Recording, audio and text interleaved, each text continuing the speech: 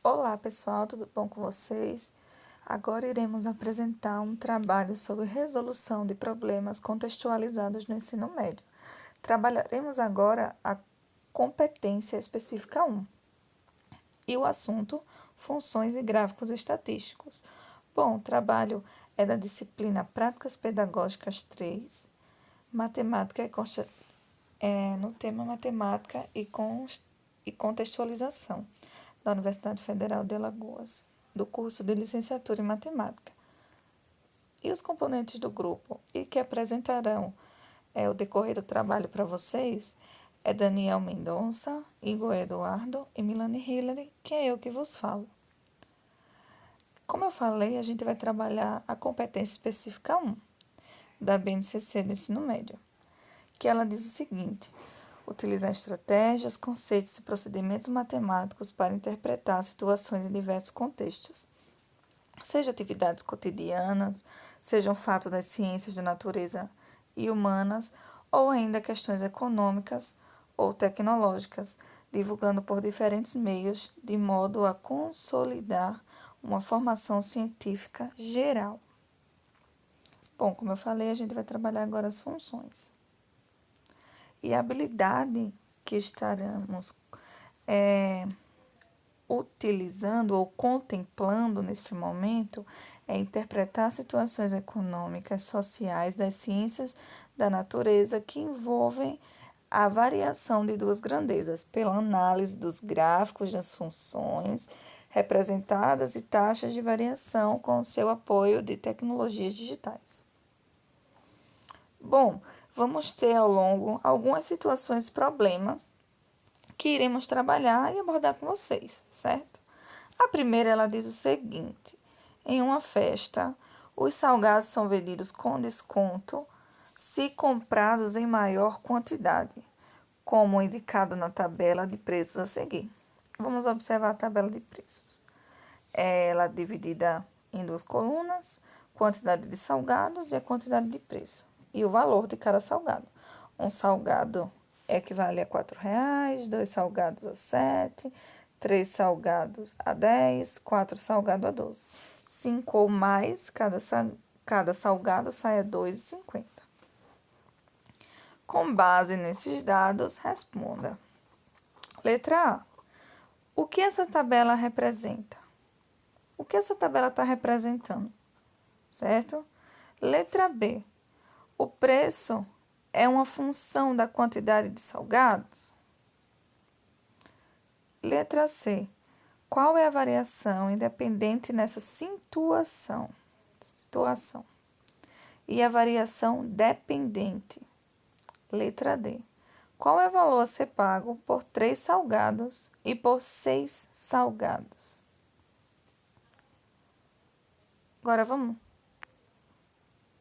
para a parte da resolução. Na letra A, quando ele pergunta o que representa essa tabela vai representar a variação dos preços de salgado de acordo com a quantidade que cada cliente vai comprar, certo? Na letra B, ele pergunta o preço da função. O preço é uma função da quantidade de salgados? E sim, o preço a ser pago é uma função da quantidade de salgados, pois cada quantidade corresponde a um único valor, a um único preço, certo? Na letra C, qual é a variável independente nessa situação? E a variável dependente?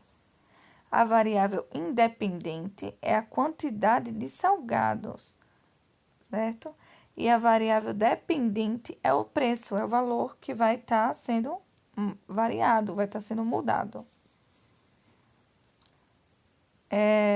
Na letra D, qual é o valor a ser pago por 3 salgados e por 6 salgados?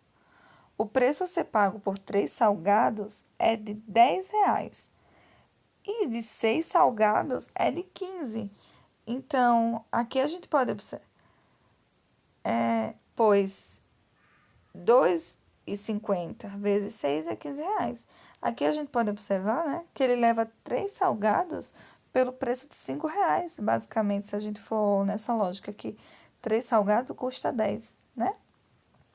Então, se é mais viável a gente comprar 3 por 10 ou 6 por 15? Porque 3 salgados a gente vai sair por 50%, né? Agora vamos para a segunda situação problema. Vamos lá. Um tanque com capacidade de 20 litros está completamente cheio de água. Em determinado momento, abre-se uma torneira que o esvazia, segundo uma vazão de 2 litros por minuto. Agora vamos para as alternativas. Alternativa A diz o seguinte, a letra A. Escreva a lei de formação da função, que representa o volume da água, V, em litros, que resta no tanque em relação ao tempo, T, em minutos, até que o tanque fique vazio. Letra B diz assim: em quanto tempo o tanque ficará vazio? Letra C pergunta quais valores T pode assumir nessa função. Qual é o domínio da função V? V é o volume da água. D. Na letra D, ele diz o seguinte: o valor V igual a 30 faz parte do conjunto imagem dessa função? Justifique sua resposta. Um tempinho para vocês pensarem. Vamos lá. Prosseguindo, vamos observar aqui a resolução.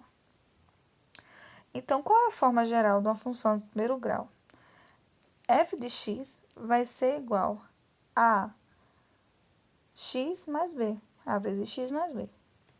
Então, na letra A, para determinarmos a função que representa o volume da água que resta no tanque, a gente tem que fazer o seguinte: 20 vai ser igual ao valor fixo e 2 o valor variável. Determinando a função,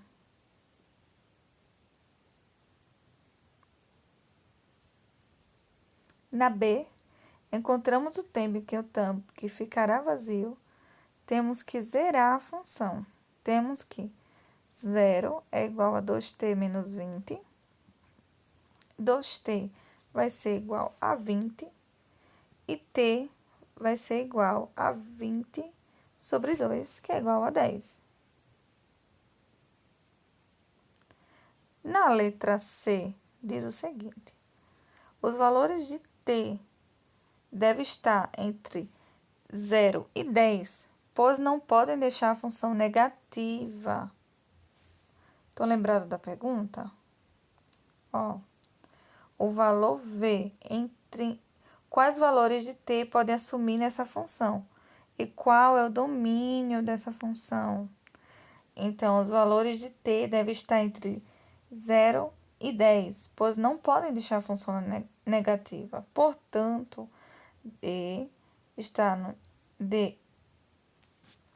D vai ser igual ao T, que é pertencente a R, onde vai estar no intervalo de 0 e 10. Ou D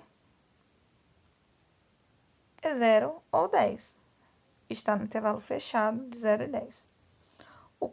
Na letra D, quando ele pergunta para a gente, vamos olhar a pergunta, certo? O valor V igual a 30 faz parte do conjunto imagem dessa função? Justifique sua resposta. Bom, o conjunto imagem da função é o subconjunto do contradomínio formado por todos os elementos correspondentes de algum elemento do domínio, ou seja, não faz parte, pois o conjunto imagem vai de 0 até 20 litros. Lembrando que começa com 20 litros e termina com 0, quando o tanque está vazio. Bom, pessoal, agora vocês vão ficar com o Igor, que vai prosseguir com a apresentação.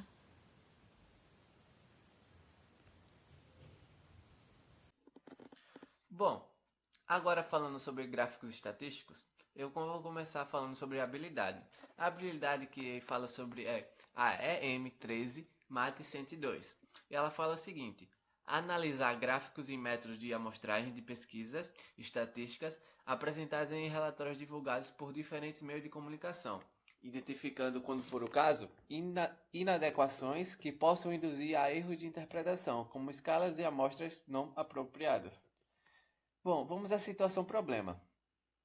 Um site de economia divulgou um artigo sobre o fluxo capital estrangeiro na Bolsa de Valores. Em um de seus gráficos, trouxe uma comparação entre o capital estrangeiro, que entra no Brasil, e o que acontece com o dólar, como mostra essa figura abaixo. Em seguida, ele explica que os valores da direita representam o fluxo de estrangeiro e os da esquerda o valor do dólar. Desse modo, podemos afirmar que o gráfico está bem explicado, isto é, ele apresenta todas as informações e legendas coerentes. Explique. Bom, na resolução, podemos ver o seguinte, que o gráfico está de uma forma bem visível de fácil compreensão, pois trata-se de observar a análise de crescimento ou decrescimento.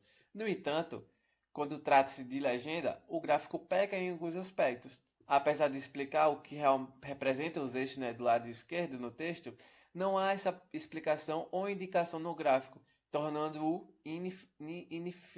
ineficiente. Outro ponto a ser observado é o eixo horizontal, que não possui nenhuma orientação do que se trata, deixando a cargo do leitor, ou seja, não se sabe ao certo se está falando de dias, meses ou até mesmo anos. Os eixos esquerdos e direitos estão equivocados. O da direita inicia no ponto zero e o esquerdo sobe de forma ordenada, assim como desce. Já o da esquerda está apresentando apenas dados positivos, tendo erro de cruzamento de dados e dificultando a análise por um possível leitor leigo no assunto. Bom, como vocês podem ver, é assim que ficou o gráfico corrigido, onde as linhas verticais e horizontais está muito bem falado, né? Podemos ver claramente onde aí são os países, o Brasil e são os países sul-americanos, o crescimento em porcentagem, e é isso.